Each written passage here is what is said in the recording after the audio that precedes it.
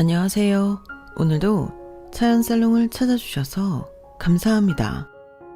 저는 50대 중반 여자입니다.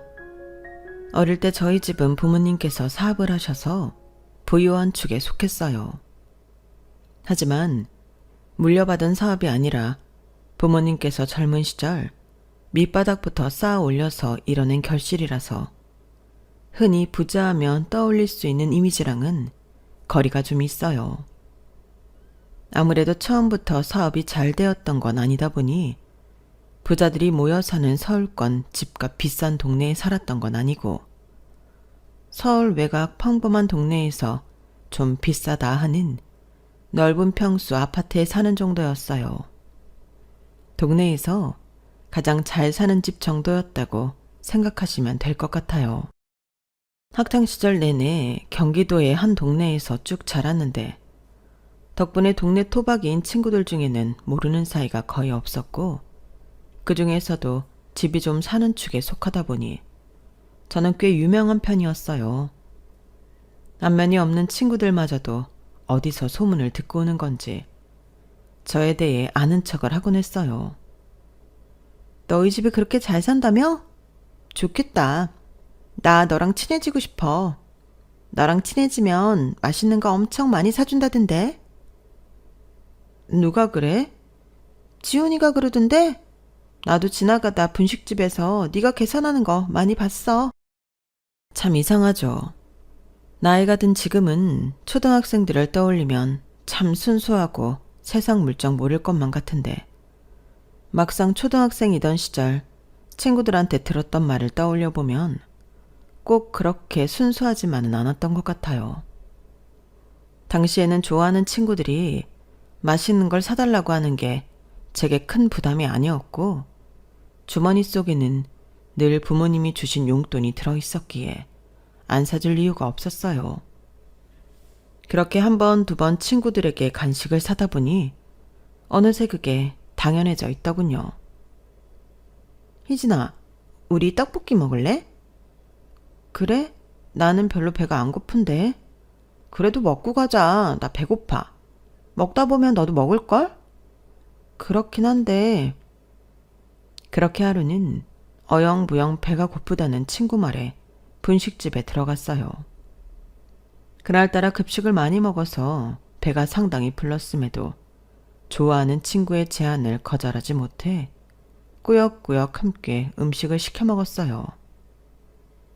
분명 같이 급식을 먹었던 것 같은데 친구는 둘이서 먹기엔 많은 양의 음식을 한꺼번에 시키더라고요.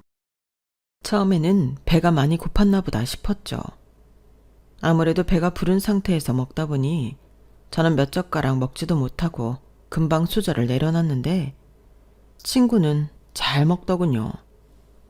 한참 동안 친구 혼자 음식을 먹는 것을 구경하다가 친구가 다 먹고 자리에서 일어났을 때였어요. 야, 윤희진 어디가?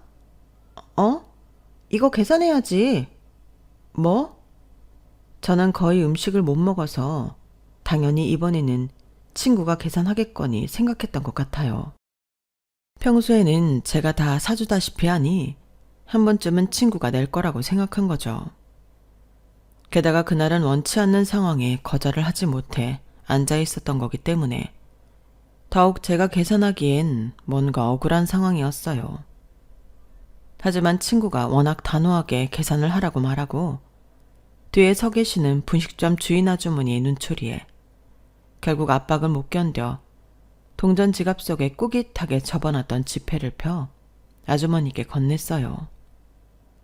그제서야 친구는 기분이 좋다는 듯 배를 두드리더군요. 아, 오늘도 잘 먹었다, 희진아. 그때 처음으로 머리를 얻어맞은 것 같은 충격을 느꼈어요.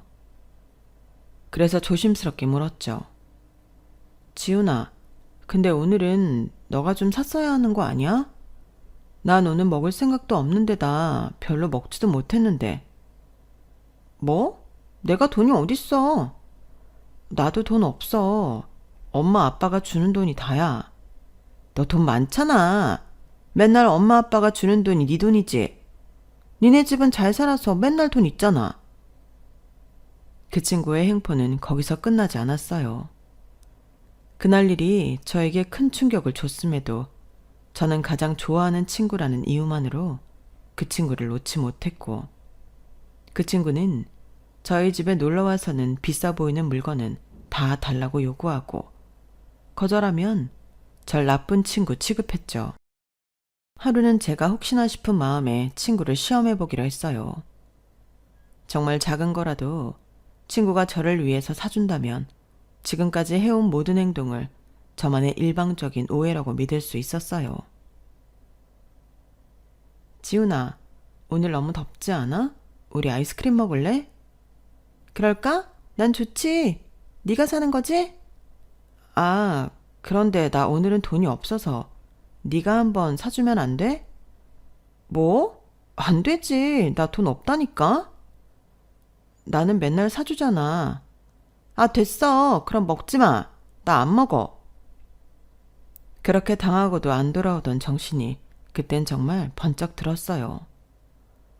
본인이 먹고 싶다는 건 순수하게 다 사줬는데 저를 위해 더운 여름날 아이스크림 하나 못 사준다는 친구를 제가 왜 친구라고 믿고 있나 싶더라고요. 굳이 제가 노력하지 않아도 그때부터는 서서히 마음이 멀어져 가면서 자연스럽게 멀어졌어요. 왜 자신을 피하냐는 친구의 말도 아무렇지 않게 무시할 수 있었고, 그렇게 절친한 친구에서 완전히 어색한 사이까지 멀어질 수 있었죠. 하지만 제가 고등학교 3학년이 되자 상황이 크게 달라졌어요. 고등학교 올라갈 즈음부터 아버지 사업이 휘청휘청 한다는 건 대충 집안 분위기로 알고 있었는데 3년을 버티지 못하고 아버지 사업이 크게 망해버렸어요. 그때부터 우리 집안은 급격히 어려워졌어요. 학교에서 나름대로 유명했던 만큼 집 형편이 안 좋아졌다는 소식도 빠르게 번져 너도 나도 모르는 사람이 없게 되더라고요. 저를 부러움으로 보던 눈빛들이 대놓고 동정심 가득한 눈빛으로 바뀌었어요. 처음에는 덤덤히 받아들이려고 했는데 제 마음도 모르고 한마디씩 얻는 친구들 때문인지 학교 생활을 하는 게 너무 힘들더라고요. 차라리 모른 척 해줬으면 했는데 어찌나 일일이 아는 척을 하는지 오죽했으면 저희 집이 망한 게 그리 좋은가 하는 생각까지 들었어요. 다행히 시기상 졸업을 앞두고 있었고 3개월 정도 힘겨운 학교 생활을 마치고 저희 집은 더 집값이 싼 곳으로 이사를 갔어요. 형편이 이렇게 되고 나니 친하게 지냈던 친구들과도 만나기 싫어지더라고요. 저 때는 여자들은 대학을 안 가는 게 이상하지 않은 시절이었지만 집안이 부유했던 만큼 입시 준비를 하던 대학도 있었는데 모든 미래 계획이 엎어졌어요. 집에 쌓인 빚을 갚는데 조금이라도 도움이 되어야 한다는 생각이 강했고 밤낮을 가리지 않고 일을 시작했어요. 힘든 날도 많았지만 그래도 이런 위기야 어려움이 일할 수 있는 나이가 되고 나서 찾아온 것이 다행이라며 긍정적인 생각으로 하루하루를 겨우 버텨냈어요. 그렇게 바쁘게 살다 정신을 차려보니 정말 많은 것이 달라져 있더군요.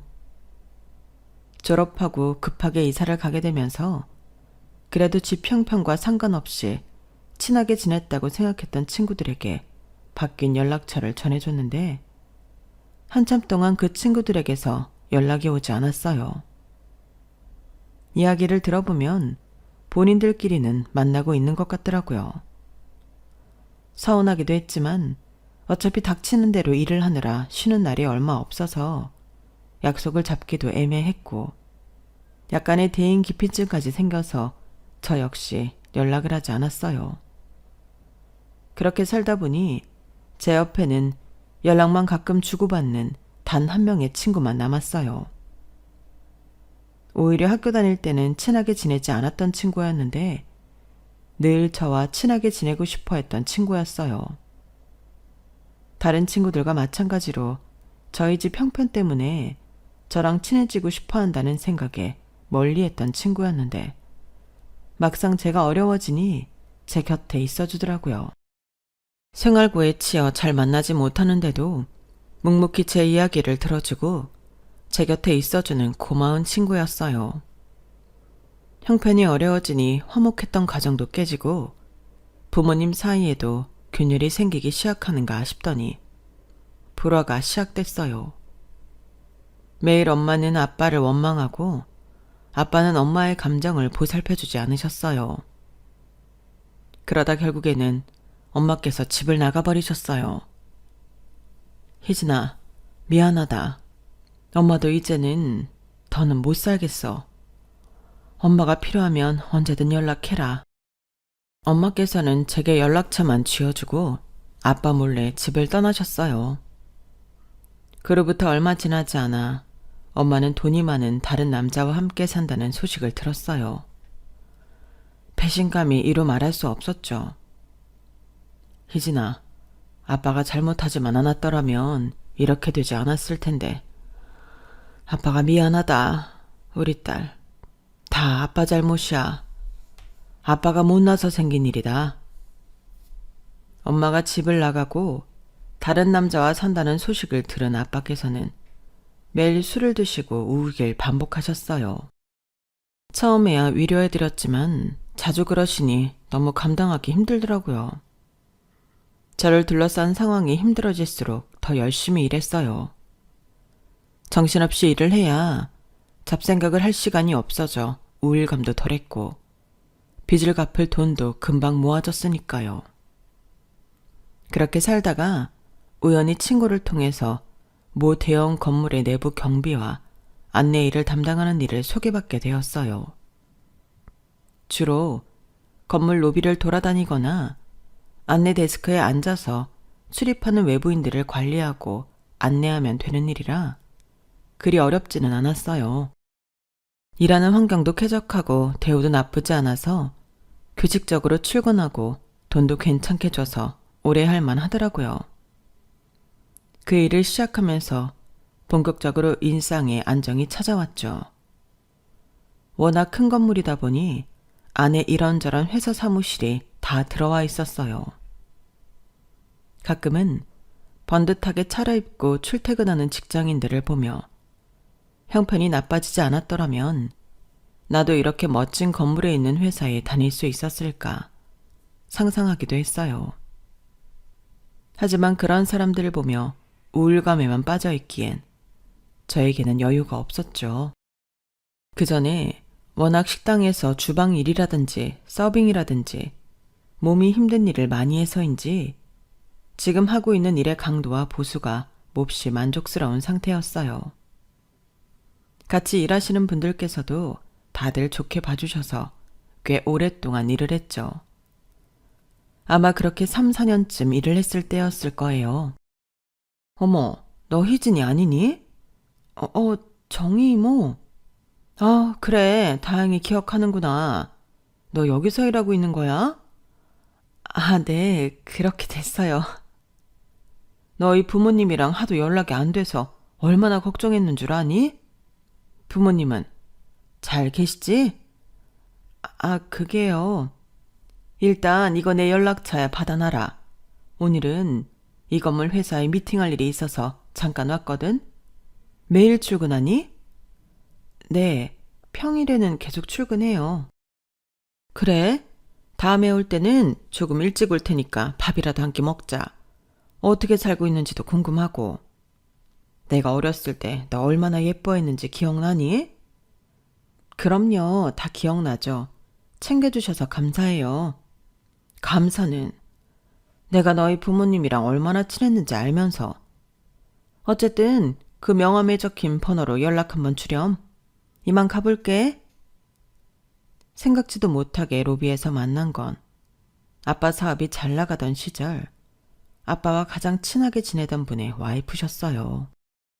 부부끼리 워낙 친하셔서 어렸을 때 저희 집에 놀러와서 가족끼리 식사도 자주 했고 놀러도 갔었죠. 사실 집이 그렇게 어려워지고 나서부터는 저를 알던 누군가와 마주치는 것에 굉장히 불편함과 두려움을 느꼈지만 그분은 예외였어요. 그만큼 가족처럼 편하게 느껴지는 사이이기도 했지만 무엇보다 이렇게 힘들게 살던 와중에도 늘 생각나는 사람이 하나 있었거든요. 바로 정희 이모의 아들이었어요. 저보다 2살이 많았는데 또래 남자들과는 달리 성실하고 얌전한 분위기였어요. 늘 공부도 상위권을 유지해서 가족들이 칭찬을 아끼지 않았고 그 나이답지 않게 배려심 깊고 따뜻한 면이 있어서 어린 마음에 몰래 좋아했었거든요. 지금 제가 사는 모습이 많이 초라하긴 하지만 그래도 가끔 그 사람 생각은 나더라고요. 어떻게 살고 있는지 그 오빠라면 지금쯤 이 회사 로비에서 보는 사람들처럼 어엿한 직장인이 되어 있지 않을지 그런 상상도 참 많이 했어요. 그런데 이렇게 정희 이모를 마주치다니 정말 인연이라는 게 뭔지 신기하더라고요. 나중에 정희 이모와 연락을 주고받게 되면서 저희 가족 소식을 전했고 이야기를 들은 이모께서는 무척 안타까워하셨어요. 사업이 위기에 처하고 이모도 경영을 하시는 분이라 어떻게든 도움을 주려고 하셨지만 잘 되지 않으셨다고 했어요. 그래도 그때까지는 연락이 꾸준히 됐었는데 사업이 망한 이후로는 아예 소식이 끊겨서 저희 가족을 찾기 위해 노력을 많이 하셨지만 쉽지 않으셨다고 하더군요. 그래도 이렇게 열심히 살고 있는 모습을 보니 참 기특하네. 아니에요. 당연히 해야 할 일을 하는 건데요. 그래도 너희 엄마가 딸은 곱게 키워야 한다고 어찌나 이지중지 키웠었는데 이렇게 딸이 고생하는 건 모르고 힘들다고 혼자 그렇게 떠나버리냐, 떠나버리길. 그 말씀에는 저도 씁쓸한 웃음을 지을 수밖에 없었어요. 저에게는 엄마가 남기고 가신 연락처가 있긴 했지만 차마 연락을 못 하겠더라고요. 그렇게 소식이 끊긴 지도 한참이라 저도 엄마께 먼저 연락할 용기는 없으면서 괜히 원망만 들었어요. 그렇게 원망은 짙어지고 시간이 흐르다 보니 정말 남남처럼 살게 됐죠. 이모께서도 대충 상황 파악은 되셨는지 잠깐 뭔가 고민하시는 얼굴을 하시더니 갑자기 제 2손을 덥석 잡으셨어요. 너 나랑 일해볼래? 네? 네가 어렸을 때부터 얼마나 똑똑하고 성실한 앤지 내가 다 아는데 집안 형편 안 좋아졌다고 그 좋은 머리 썩히고 있는 게 아까워서 그래. 지금 하고 있는 일에 나름대로 만족하면서 다니고 있는 것 같아서 제안하기 조심스럽긴 하지만 어떻게 생각하니? 어렸을 때 알고 지낸 분이지만 어떤 일을 하시는지는 부모님께 들어 익히 알고 있었어요. 이모께서는 이름만 들어도 다 아는 모 대기업 호텔의 사장이셨거든요. 그런데 갑자기 같이 일을 하자고 하시니 당황할 수밖에 없었어요. 너무 감사하긴 한데 제가 보시다시피 대학도 못 나왔고 할 줄 아는 게 없어서요. 뭐가 걱정이니? 일이야 배우면 그만이지. 내가 도와줄 테니까 그런 부분은 걱정하지 마. 정말 그래도 될까요? 나한테 이력서 한 장만 써서 보내줘. 호텔에도 여러 부서가 있거든. 어디서 일하면 좋을지 보고 알려줄게. 너처럼 똑똑하고 야무진 애는 적응만 하면 금방 할 거야. 그렇게 말씀해 주셔서 감사합니다. 감사는 무슨, 나도 힘들 때 너희 엄마한테 도움 많이 받았어. 서로 돕고 살아야지. 그리고 나 직원 아무나 안 쓴다. 네가 쓸만한 인재 같아서 쓰는 거니까 그렇게 빚진다 생각할 필요 없어. 아무렇지 않은 척하며 감사의 인사를 표현했지만 정말 울컥하는 순간이었어요.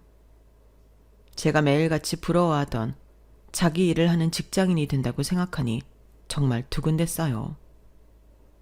제게는 기회가 도무지 없을 것만 같았던 새로운 일에 대한 도전이 가슴 벅차게 설레더라고요. 제 이력서를 검토하신 후 이모께서는 생각보다 다양한 일을 해본 제 이력에 놀라시면서 하나씩 도전해보고 가장 잘 맞는 부서에 저를 배치해 주시겠다고 했어요. 이모께서는 당장 일을 그만두고 넘어오라고 하셨지만 나름대로 만족하면서 정붙였던 고마운 직장이라 적어도 그달 말까지는 일을 하고 그만두겠다고 말씀드렸죠. 흔쾌히 허락이 떨어졌고 다들 제 소식을 전해드리니 진심으로 기뻐하며 축하해 주셨어요. 남은 근무일 동안은 편하게 일하라며 배려도 많이 해주셨어요. 그렇게 행복한 마음으로 남은 근무일 동안 열심히 일을 하고 있었는데 돌이켜보니 그 일을 하면서 참 많은 일이 있었던 것 같네요. 야, 이게 누구야? 세상에, 너 윤희진 아니야? 아, 맞네. 명찰에 적혀있네, 윤희진. 야, 나 생각 안 나? 생각나지. 오랜만이다. 졸업하고 아무리 네 소식 알아보려고 해도 아는 애가 하나가 없더라. 뭐야, 여기서 일해? 어떻게 사나 엄청 궁금했잖아. 여기서 일하고 있었어. 와, 진짜 네가 이런 데서 일하고 있을 거라곤 학교 다닐 땐 상상도 못했는데. 제가 마주친 사람은 하필이면 어린 시절 손절했던 지훈이라는 친구였어요. 한때 절친이었지만 매번 저를 쫓아다니면서 제가 사는 걸 당연하게 여겼던 바로 그 친구 말이에요. 저 역시 한때 친하게 지냈던 친구라 어떻게 지내는지 안부가 궁금하긴 했어요. 하지만 뭔가 이런 식으로 마주치니 부끄러움이 밀려오더라고요. 그치. 그땐 나도 내가 이런 일 할 거라곤 생각 못 했으니까. 어쨌든 반갑다. 친구들이랑 만나면 맨날 네 얘기해. 너 연락하는 친구는 있어? 그냥 유미하고만 가끔 연락해. 유미? 유미랑 안 친했잖아. 그러게, 어쩌다 보니 그렇게 됐네. 다른 애들도 너 엄청 보고 싶어 해. 나 여기 위에 회사에 붙었거든. 앞으로 자주 보겠다. 나중에 친구들한테 회사 놀러 오라 해서 같이 보자. 그래, 그러자. 취직 축하해. 여기 다 좋은 회사밖에 없던데. 그치? 우리 집에서도 완전 경사났어. 너한테 축하받으니까 참 좋다. 어릴 때 늘 네가 부러웠거든. 내가 다음에 밥 한번 살게. 어릴 때 내가 너한테 좀 얻어먹었어야지. 그때야 뭐 어릴 때니까. 에이, 그래도 나도 사람이라 좀 미안했거든. 또 보자, 친구야. 잔뜩 신난 얼굴로 뛰어가는 친구의 모습을 보니 마음이 착잡했어요. 좋은 곳에 취직했다고 하니 기뻐해줘야 마땅한데 기분이 좋지 않더라고요. 그때는 제 기분이 좋지 않은 이유에 대해 정확히 몰랐어요. 어렸을 때 그런 일이 있어서 멀어진 친구였긴 하지만 어리고 못 모를 때의 일이고 그때 일이 미안했다고 직접 사과까지 했는데 왜 이렇게 마음이 찜찜하고 불쾌한지 모르겠더라고요. 그땐 그냥 남은 근무일이 얼마 남지 않아 다행이라고만 생각했어요. 그 친구와 매일 마주칠 생각만 하면 불쾌하고 괴롭기만 하더군요. 그렇게 이틀 정도 남은 근무일을 채우는 동안 다행히 친구와는 마주치지 않았어요. 의도적으로 친구를 마주쳤던 그 시간쯤 로비에 나가 있지 않았거든요. 그렇게 저는 다시 아무도 제 소식을 모르게 되었고 조금 쉬는 날을 가진 후 이모가 운영하시는 호텔로 이직하게 됐어요. 식당에서 근무했던 경험으로 F&B 부서에 먼저 들어갔어요. 워낙 전에 힘든 일을 많이 했어서 그런지 힘들긴 해도 할만하더라고요. 거기서부터 예약팀, 객실팀까지 일을 하다가 마지막에는 객실팀에 정착을 하게 됐어요. 학교 다닐 때 외국어 공부를 많이 한 보람이 있는지 프런트 일이 제 적성에 맞더라고요. 영어도 곧잘하고 일본어도 좀 하네. 이모가 지원 좀 해줄 테니까 공부 좀 더 해봐. 이모의 도움으로 외국어 학원도 더 다녀서 영어와 일본어 자격증도 땄어요. 학업과 일을 병행하는 게 쉽지만은 않은 일이었지만 기회가 주어진 게 감사했죠. 그렇게 정신없이 바쁘게 살고 있는데 프런트에서 누군가 아는 척을 하더라고요. 희진아, 여기서 일한다더니 진짜였네? 이게 얼마만이야? 엄마가 얼마 전부터 자꾸만 네 얘기를 해서 궁금해서 와봤어. 시간이 좀 흘러 키도 크고 성숙해졌지만 한눈에 알아볼 수 있었어요. 어릴 때 짝사랑했던 정희 이모의 아들이었죠. 오빠, 처음엔 못 알아봤어. 많이 이뻐졌다. 에이, 무슨. 여기서 일한다고 꾸며놔서 그런 거지. 예쁘기만 한데 뭘. 성격도 여전하네. 진짜 반갑다. 오늘 시간 괜찮아? 퇴근하고 밥이나 같이 할래? 좋아. 그런데 오빠는 여기 무슨 일이야? 여기서 일해? 아니, 여기는 아니고 옆에 있는 호텔에서 일하거든. 땡땡 호텔, 알지? 그 호텔은 늘 이모께서 경쟁업체라고 말씀하시던 호텔이었어요. 거기서 일을 한다고 하니까 정말 놀랍더라고요. 정말? 가깝네.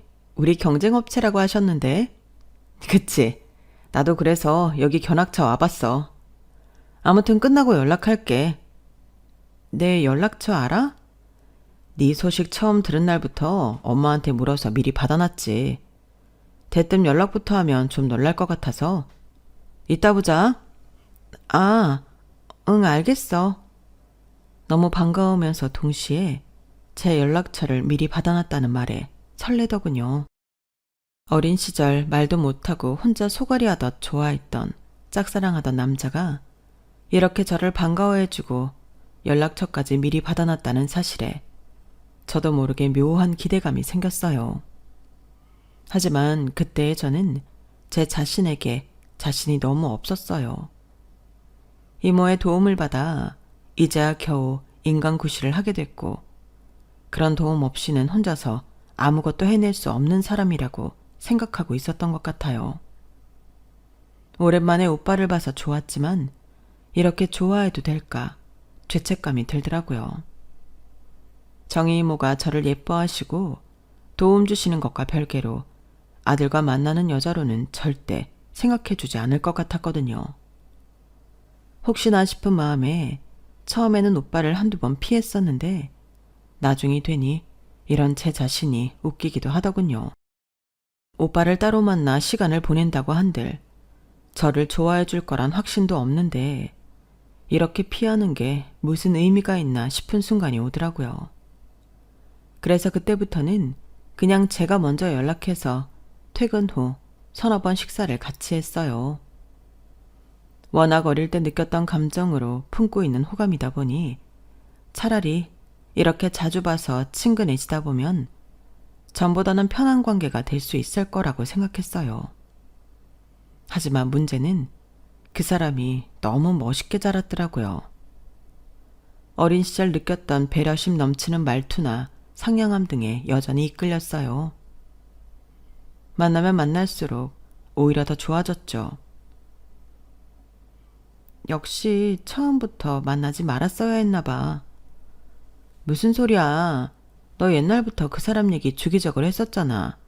잘 된 거지. 그럴까? 근데 인생 망한 애 기껏 구해줬더니 자기 아들이나 탐내고 있으면 이모가 싫어하시지 않을까? 어차피 네가 좀 좋아한다고 당장 사귀는 것도 아닌데 뭘 벌써부터 죄책감을 가지니? 좋아하는 건 네 마음이지. 그런가? 털어놓을 데가 없어 유미에게만 고민 상담을 했지만 유미는 제 복잡한 마음도 모르고 걱정하지 말라고만 하더라고요. 유미의 말을 듣다 보니 그래, 사귀는 것도 아니고 좋아하는 건데 그것도 안 되나 싶어서 저도 에라 모르겠다 싶더라고요. 그런데 문제는 그렇게 3달 정도 개인적인 만남을 이어가던 중 오빠에게서 정식으로 만나보자는 제안을 받게 됐어요. 나 어릴 때부터 너 좋아했거든? 네가 괜찮으면 나랑 만나볼래? 아, 그게... 싫으면 그냥 편하게 거절해도 돼. 내가 너 만나보고 싶어서 물어보는 거니까. 너도 네 마음이 제일 중요하지. 정말 오랫동안 꿈만 꿔왔던 순간인데 막상 현실이 되니 입술에 풀이라도 붙였는지 말문이 막혔어요. 고백을 받는 그 순간에도 정희 이모 생각이 떠나질 않더라고요. 그렇게 고민하고 뜸들이는 시간 동안에도 혹시나 제 마음을 오해하면 어쩔까 걱정까지 드니 미치겠더라고요. 나 오빠랑 만나기 싫은 건 아닌데 나도 정말 좋아하거든. 근데 혹시 우리 엄마가 신경 쓰여서 그래? 평소 눈치가 빨라서 그런지 금방 눈치를 채고 물어보더라고요. 대답은 안 했지만 동의하는 눈치이자 오빠가 웃음을 터뜨리며 제 머리를 흐트러뜨리더군요. 그런 걱정은 하지 마. 우리 엄마는 너랑 만난다고 하면 엄청 좋아하실걸? 어? 정말? 그래, 우리 엄마가 널 얼마나 좋아하는데? 그거랑 이거랑은 다르잖아. 일 괜찮게 하는 직원으로 좋은 거랑 아들이랑 만나는 여자가 좋은 거랑은 다르잖아. 그러니까 전자도 맞지만 후자로 좋아하실 거라고. 맨날 너 같은 며느리 있었으면 좋겠다고 노래를 부르시던 분이었는데 아무리 생각해도 그건 저희 집에 잘 살 때 이야기인 것 같지만 그때야 더 물어보진 않았어요. 솔직히 저도 이 상황이 싫기는커녕 너무 기뻤고 늘 상상만 해봤던 순간이었기 때문에 그렇게까지 말을 해주니 그냥 모른 척 넘어가 버리고 싶더라고요. 혹시나 이모께서 알고 화가 나셔서 저를 자르거나 하신다면 그것도 어쩔 수 없겠다 싶을 만큼 오빠가 좋았어요. 하지만 오빠 말대로 이모께서는 정말 너무 기뻐하시더라고요. 세상에, 희진아, 너 우리 영훈이랑 만난다면서? 정말 생각 잘했다. 어? 너 혹시 영훈이가 못되게 굴면 바로 이모한테 말해라. 이모가 아주 혼쭐을 내줄 테니까. 이모, 괜찮으세요? 제가 영훈 오빠 만나도. 얘는 무슨 소리를 하니? 내가 이 일하면서 젊은 여자애들 얼마나 많이 만나보는 줄 알아? 요즘 애들 중에 너 같은 애가 없어. 걱정하지 말고 너는 열심히 일하고 우리 집에 시집 올 준비나 해라. 아이, 만난 지 얼마나 됐다고 시집은요. 얘가 무슨 소리니? 너 이모 아들이랑 만나면서 결혼은 안 하고 연애만 하겠다는 소리야? 이모는 그 꼴 절대 못 본다. 무조건 우리 집으로 시집와. 난 너 아니면 며느리로 들일 생각 없어. 말만이라도 감사합니다, 이모. 진짜라니까 얘는. 그때만 해도 이 모든 게 한여름밤의 꿈만 같았는데 2년 정도 연애를 한 후에 정말로 결혼을 하게 됐어요. 오빠도 결혼을 빨리 하고 싶어하는 뜻이 있었고 저 역시 오빠와 함께라면 마찬가지였죠. 그렇게 결혼을 추진하는 순간까지도 저는 걱정을 했지만 이모께서는 다행히 너무 좋아해 주셨어요. 이모가 제 시어머니가 된다는 게 도무지 믿기지가 않더라고요. 다들 결혼하면 시댁살이 걱정부터 하던데 이모께서는 저를 너무 존중해 주셨으니까요. 그렇게 결혼하기 직전 이모께서는 뜻밖의 소식까지 전해주셨어요. 나랑 우리 남편이 너희 아빠 설득해서 니네 엄마 찾아서 만나고 왔다. 네? 정말요?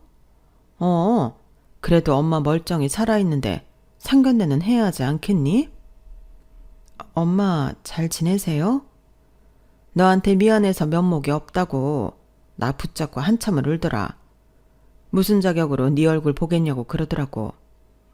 연락처 받아왔으니까 결혼식장 들어가기 전에 둘이서 한 번은 만나봐. 너 영훈이랑 결혼한다고 하니까 너무 좋아하더라. 연락 안 한 지도 못 보고 산 지도 오래라 어색했지만 가슴 깊은 곳에 항상 묻어두고 살던 그리운 엄마였어요. 몇 날 며칠 밤을 고민한 끝에 용기를 내서 연락을 했고 엄마께서는 신호음이 채 2번이 울리기도 전에 전화를 바로 받으시더군요. 울먹이는 목소리로 약속을 잡고 저희 모녀는 눈이 마주치는 순간부터 눈물에 상봉을 했어요. 엄마를 만나고 나니 그때부터 실감이 나더라고요. 그날 정희 이모를 만난 뒤로부터 쭉 제 인생이 좋은 방향으로만 흘러가고 있다는 걸요. 여기서 더 행복해질 수 있나 싶었는데 결혼을 하고 나서는 더 행복한 일 투성이었어요. 예쁜 딸 하나와 귀여운 아들을 낳아 열심히 길렀고 아이들이 어느 정도 큰 후에는 복직을 해서 커리어도 이어나갔죠. 그때는 육아휴직이라는 개념이 희미해서 아이를 낳은 여자들이 복직을 한다는 건 꿈꾸기 힘든 일이었는데 이 역시 이모께서 총지배인으로 계신 덕분에 가능한 일이었어요. 몇 년 안 가 이모께서도 은퇴하셨지만 덕분에 저희 아이들도 봐주셨죠. 그렇게 행복한 하루하루를 보내고 있는데 어느 날 유미에게서 전화가 왔어요. 희진아, 너 혹시 초등학교, 중학교 애들 보러 갈 생각은 없어? 어? 왜? 아니, 얼마 전에 애들한테 연락이 와서 나도 정말 오랜만에 동창회 나갔거든. 그런데 다들 네 안부 궁금해하고 보고 싶어 하더라고. 내가 너랑 연락한다고 하니까 한번 꼭 데리고 나와달라고 해서. 그래? 그럴까? 정말? 너 애들 별로 안 보고 싶어 했잖아. 괜찮아? 그땐 상황이 워낙 안 좋았으니까 그랬는데 이젠 괜찮잖아. 나도 마음에 여유가 생긴 것 같아. 이제 애들도 좀 보고 싶고 궁금하고 그러네. 다행이다. 그래, 이제 많이 편안해졌으니까 한 번쯤 보는 것도 좋지. 나도 오랜만에 보니까 반갑더라. 그러게, 다음 동창회 때는 나도 불러줘. 그렇게 유미 덕분에 정말 몇십 년 만에 어릴 때 친구들을 보게 됐어요. 친구들은 서로 늙어가는 모습을 보며 살았을 텐데 저는 아니다 보니 갑작스럽게 확 늙은 느낌을 주고 싶지 않아서 친구들과 약속이 잡힌 날부터 피부샵에 가서 관리도 받고 옷도 미리 골라놓고 혼자 잔뜩 신이 나 있었네요. 그런 제 모습을 보면서 나도 어린 시절 친구들이 그립기는 했었나 보다 싶더라고요. 그렇게 기대를 안고 간 동창회에서 친구들은 신기하게도 시간이 오래 흘렀지만 그대로라는 느낌이 들었어요. 정말 많이 변했을 줄 알았는데 그래도 어릴 때 얼굴 그대로라 알아볼만 하더라고요. 아니 이게 누구야? 윤희진 아냐? 니네 어쩜 이렇게 그대로니? 너무 반갑다. 다들 잘 지냈어? 너야말로 잘 지냈니? 네가 졸업하고 연락 싹 끊어서 얼마나 궁금했는지 몰라. 어쩌다 우연히 유미랑 연락이 닿았으니 망정이지. 아니었음 평생 얼굴도 못 보고 살아야겠다. 그러니까 유미 덕분이지. 진짜 그동안 못한 얘기가 너무 많다. 어떻게 살았는지 이야기 좀 해봐. 왜 애들 연락 다 끊어버린 건데? 우리 진짜 서운했다. 대충 알고 있을 줄 알았는데 우리 아빠가 사업이 망하셔서 급하게 이사를 가게 됐었어. 정신이 없어서 니네한테 인사도 못했네. 늦었지만 미안해. 아니야. 그런 거면 당연히 이해 가지.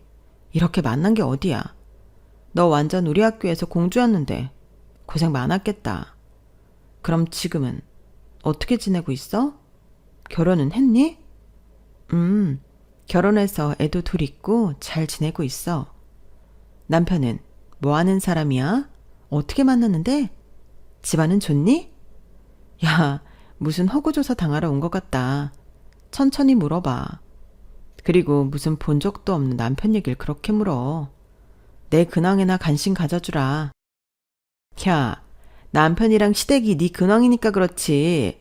결혼하고 애 키우는 여자들이 뻔하지 뭐. 아니면 뭐 너 일이라도 해? 아, 일하고 있지. 호텔에서 일하고 있어. 호텔? 설마 호텔리어 그런 거야? 그치. 어디 호텔인데? 사실은 여기 바로 옆에 땡땡 호텔 알지? 뭐? 땡땡 호텔? 여기 정도로 좋은 호텔이잖아. 그러니까 그렇게 큰 호텔에 다니고 있다고? 우연찮게도 동창회 모임이 남편이 일하고 있는 호텔에 있는 뷔페였거든요. 제가 일하고 있는 호텔 쪽 방향을 가리키면서 말하자 친구들이 다 깜짝 놀라더군요. 정말이야? 완전 성공했다 너. 성공했다며 축하한다는 말을 건네는 친구도 있었지만 분위기가 뭔가 묘하게 싸늘했어요. 유미만 뿌듯한 얼굴을 하고 있고 나머지는 약간 못 믿겠다는 얼굴로 저를 보고 있더라고요. 그러다 갑자기 몇몇 친구들이 나서더군요. 야, 얘들아. 호텔에서 일한다는 게 중요한 게 아니야. 무슨 일을 하는지가 중요한 거지. 호텔에서 일하는 사람이 얼마나 직업군이 다양한데. 객실 청소부일 수도 있잖아. 아, 하긴 그러네. 너 혹시 아직도 경비 일해? 너네들 기억하지? 나 다니는 회사 건물 경비였다니까, 얘가. 그때 너무 반가웠는데 쪽팔렸는지 얘가 금방 관뒀다고 하더라고. 너 그렇게 애매모호하게 직업 얘기하는 거 아니야. 아직까지 그 건물 경비로 다녔으면 우리 회사 직원이라 했겠다? 우리 회사는 무슨, 너 소속기관만 일하고 잘렸잖아. 야, 조용히 안 해?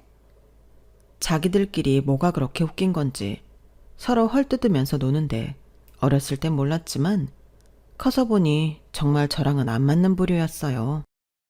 물론 안 보고 지낸 세월이 하도 기니 변한 모습에 적응이 안 되는 거기도 했겠죠. 얼굴 표정이 잔뜩 굳어있는데 지훈이랑 친구가 다가와서는 갑자기 경례 포즈를 취하더군요. 너 지금 뭐 하는 거야?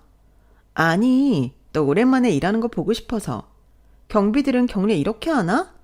경례 하나는 끝내주게 잘하겠네. 차렷! 경례! 이거 맞아? 너는 내가 경비일한 게 그렇게 재밌니? 웃겨? 야, 그럼 웃기지 안 웃겨? 어릴 때 그렇게 도도하게 공주처럼 살던 애가 갑자기 건물 로비에서 경비일하고 있으니까 사람 인생이라는 게 이렇게 한치 앞을 모르는 거잖아. 너무 신기하지 않니? 그러게 착하게 살았으면 이런 일도 안 생겼을 텐데 말이야. 뭐? 착한 일? 내가 다른 애들은 몰라도 지훈이 너한테 그런 말을 들을 이유는 전혀 없는 것 같은데? 뭐? 그럼 너는 착한 애가 우리 집 형편 니네 집보다 안 좋은 거 뻔히 알면서 기어이 나한테 뭐라도 얻어먹고 싶어서 껄떡댄 거니? 내가 언제 껄떡댔어? 네가 하도 나한테 얻어먹는 건 당연하게 여기고 고마워하지도 않으니까 너도 나한테 친구로서 뭔가 해줄 수 있나 싶어서 사달라고 한 거였지. 됐다.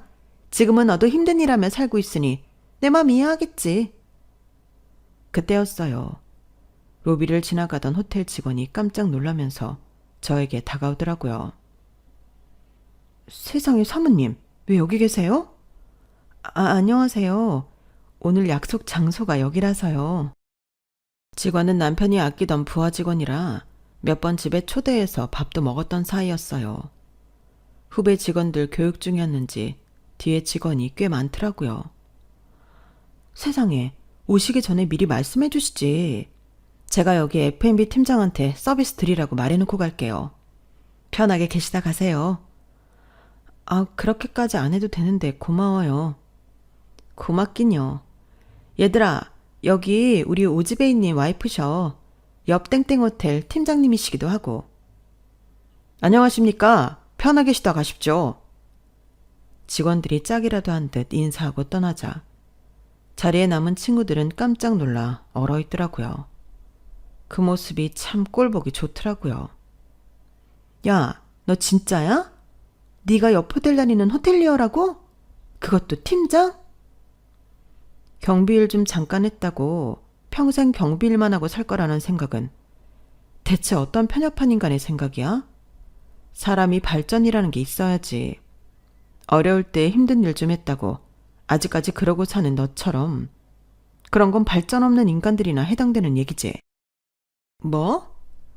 너 수습기간도 못 채우고 그 회사 잘려서는 지금 어디서 뭐하고 사는데?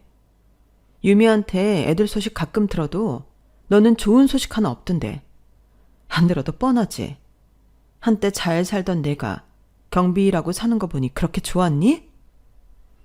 야, 그게 아니라 내 말 좀 들어봐야지 나. 너 도대체 뭐 어떻게 한 건데? 어떻게 경비하던 애가 호텔리어가 되고 호텔 지배인이랑 결혼까지 한 거냐고. 넌 죽어도 모르겠지만 사람이 사는 대로 다 돌려받더라. 너도 모르지. 착하게 살았으면 지금 더 복받고 살고 있을지. 난 어릴 때 잘 놀던 기억으로 여기 나온 건데 니네 사람 하나 불러놓고 과거 얘기 꺼내면서 이러쿵저러쿵 함부로 지금의 나까지 판단하는 게 아직도 수준이 많이 떨어진다. 너넨 차라리 초등학생 때가 더 나았던 것 같아. 여기 팀장한테 말해놓겠다던 서비스는 나 봐서 주는 거니까 취소하고 갈게. 너넨 이런 고급 서비스 돈 내고도 받을 자격 없어. 너네끼리 평생 그렇게 힘든 사람 헐뜯고 놀리면서 재미나게 살아. 자, 잠깐만이지나. 오해야. 지훈이만 그런 거지. 우린 너 그렇게 생각 안 했어. 그래, 이진아. 우린 너 다시 잘된 모습 보니까 너무 좋아 보이는데? 우리 너랑 다시 친하게 지내고 싶어서 부른 거야. 가지 말고 더 얘기 좀 들어봐. 제가 자리를 나서다 그때까지는 방관하며 같이 비웃고 있던 친구들이 바로 지훈이를 손절하며 제게 들러붙더라고요.